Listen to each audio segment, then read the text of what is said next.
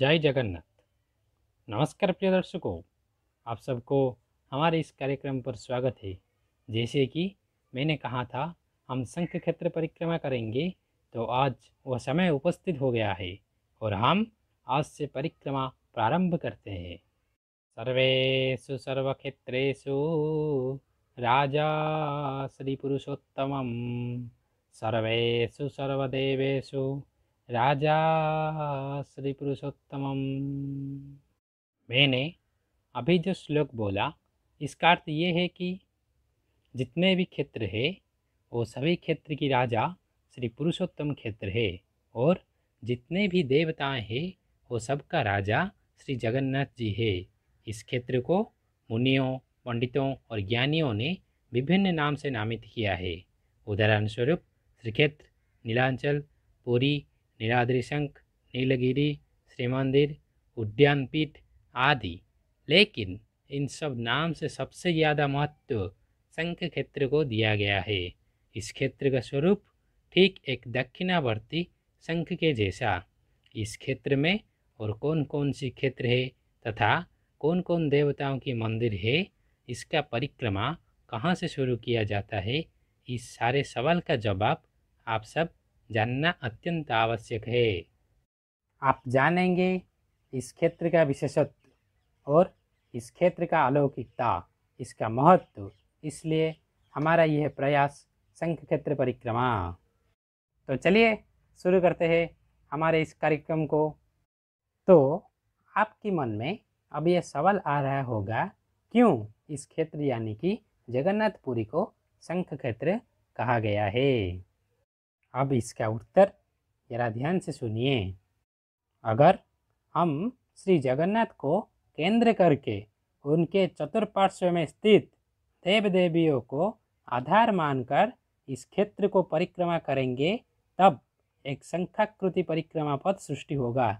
सो इस क्षेत्र को शंख क्षेत्र कहा जाता है। सन 1972 में पंडित सदाशिव रथ शर्मा ने स्कंद पुराण के अनुसार इस क्षेत्र की प्रकृत रूपरेखा चिन्हित करने के लिए कोशिश किए थे।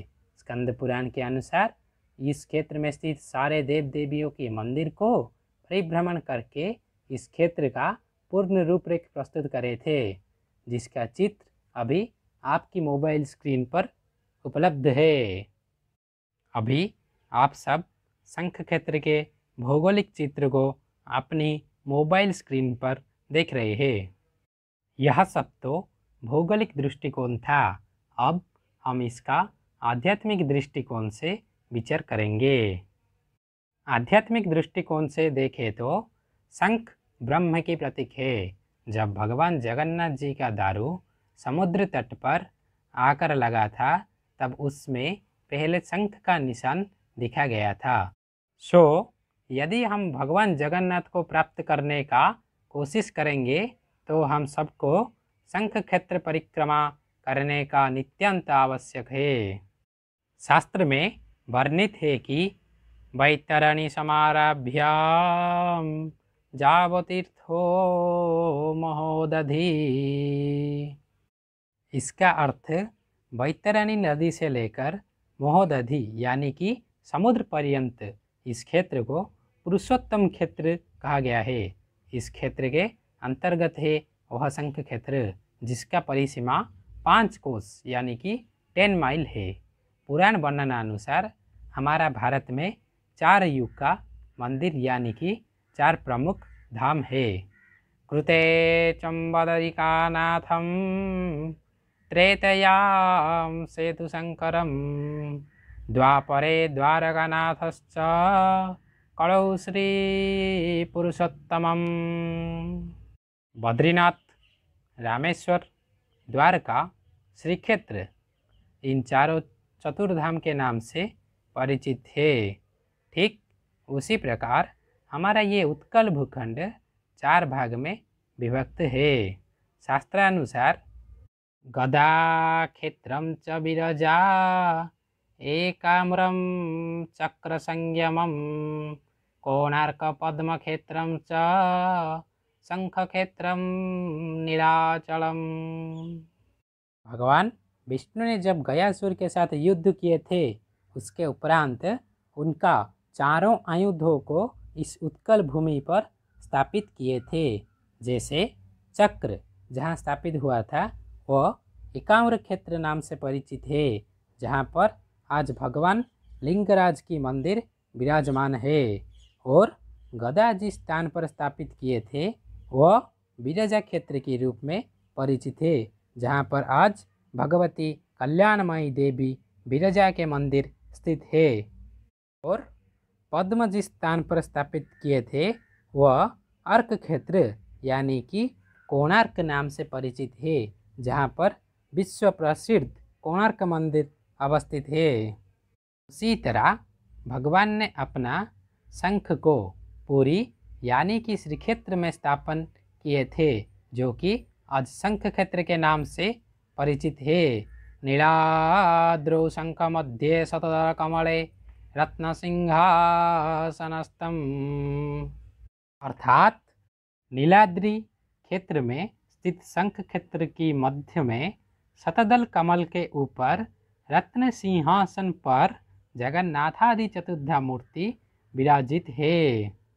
इसके अलावा शास्त्र में वर्णित है कि सर्वरहस्यम पुरुषोत्तमस्यम देवे न जानाति कृतः मनुष्यम, अर्थात इस क्षेत्र सबसे रहस्यमयी क्षेत्र है, जिसके बारे में देवताओं को भी पता नहीं, तो हमारा जैसे मनुष्यों को उसके बारे में पता लगाना संभव कैसे होगा। इस क्षेत्र के बारे में जगन्नाथ पुराण में कुछ वर्णना है।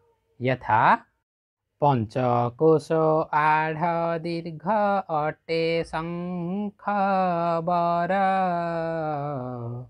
शंख उपरे श्रीक्षेत्र अति मनोहर, श्रीरोहिणी कुंड बट जगत ठाकुर,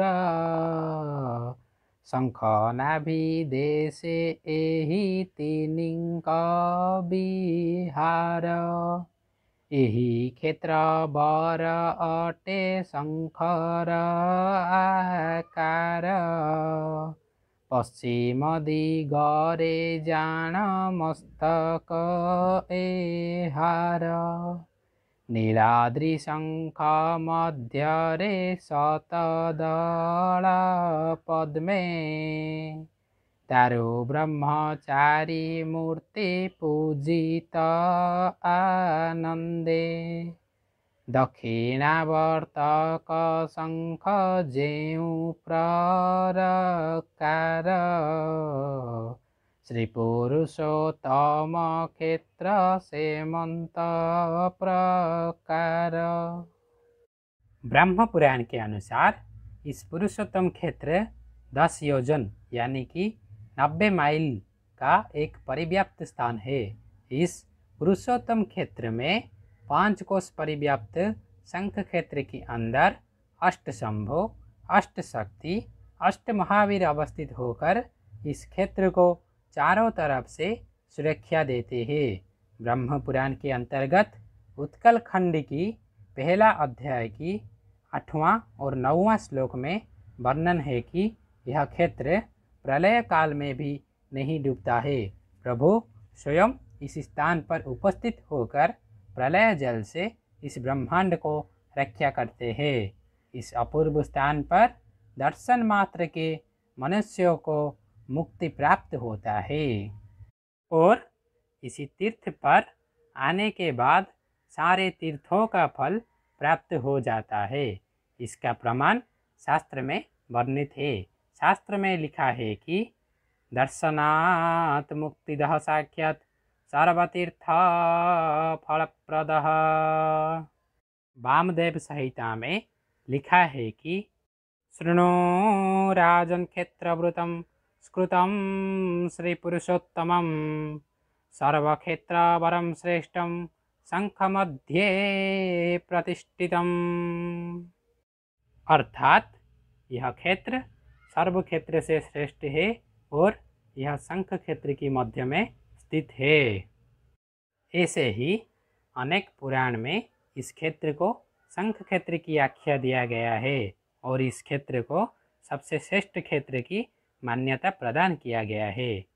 तो आज हम इस क्षेत्र की नाम क्यों शंख क्षेत्र है और इसका भौगोलिक और आध्यात्मिक दृष्टिकोण और इस क्षेत्र के बारे में विभिन्न पुराण में स्थित वर्णना आदि विषयों को श्रवण किया है। फिर अगले वीडियो में शंख क्षेत्र को परिक्रमा करने से हमको क्या फल प्राप्त होगा और क्षेत्र परिक्रमा करने का विधि और किस मानसिकता से इस क्षेत्र को परिक्रमा करना चाहिए और इस क्षेत्र परिक्रमा से वैज्ञानिक दृष्टिकोण क्या, वैज्ञानिक दृष्टि के अनुसार इस क्षेत्र परिक्रमा से हमको क्या लाभ होता है, इसका कारण हम चर्चा करेंगे। तो आज के लिए बस इतना ही, फिर मुलाकात होगी अगली वीडियो में। तब तक इजाज़त दीजिए। नमस्कार। जय जगन्नाथ।